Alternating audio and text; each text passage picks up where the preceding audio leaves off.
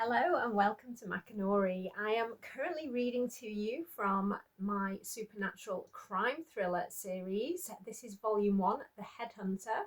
And as you remember, last week I read you the prologue, which was a little bit dark and dangerous, I suppose. Well, this week, chapter 1 is a little bit calmer, and you'll get to meet Ellie as she's arrived in Scotsford, having left behind Brecon and everything that it meant to her. So those of you who've read the Bond series will know what I'm talking about.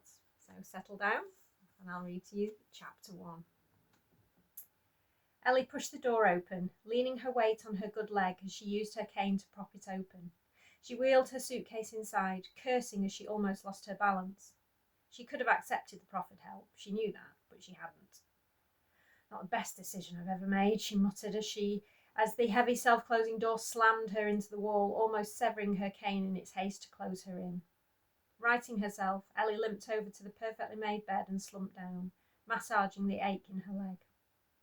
She fell back onto the sumptuous cover, allowing the softness to envelope her, and squeezed her eyes closed, but it did no good. The tears seeped through, and for once she didn't stop them.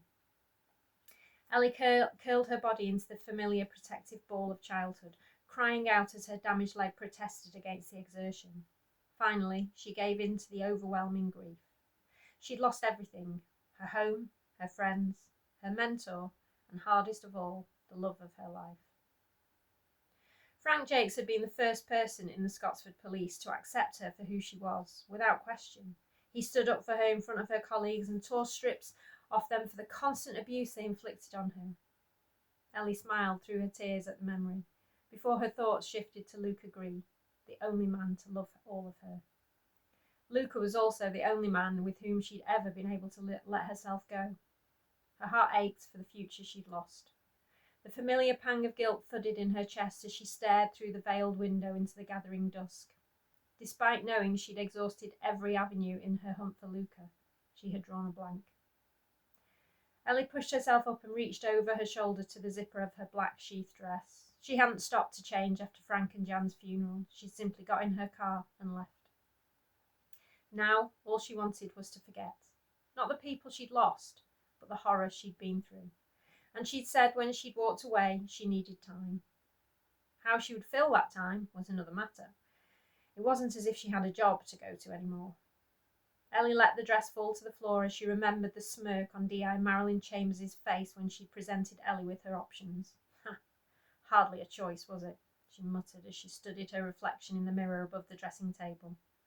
The lighting in the room did her no favours, its muteness stressing the hollowness in her cheeks and the shadows cast by the protruding bones of her hips. She raised her gaze and stared into the dull sapphire of her eyes as she pushed the thick blonde hair off her face.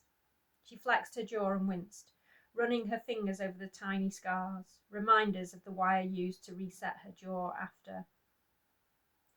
Ellie sighed and turned away. She needed to focus on healing. Her body wasn't healing itself as quickly as it should.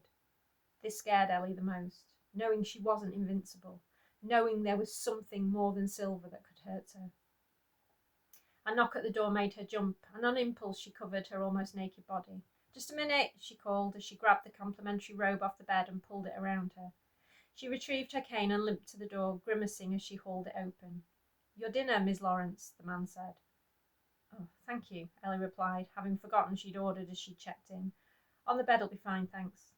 Ellie held the door open and he placed a tray on the bed, nodding to her as he left. She released the door, noting the reassuring clunk as it locked itself, and shuffled over to the bed, the aroma of food making her nauseous.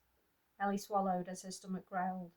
"Traitor," she said, as she lifted the metal lid to see a rare steak glistening on the plate. Her mouth salivated, and shrugging, she picked it up and tore off a chunk. "I have to start somewhere." So, a little scene setting for you there. A little introduction to Ellie as she steps into her first saga, and I hope I'll see you next week for chapter 2. Bye bye.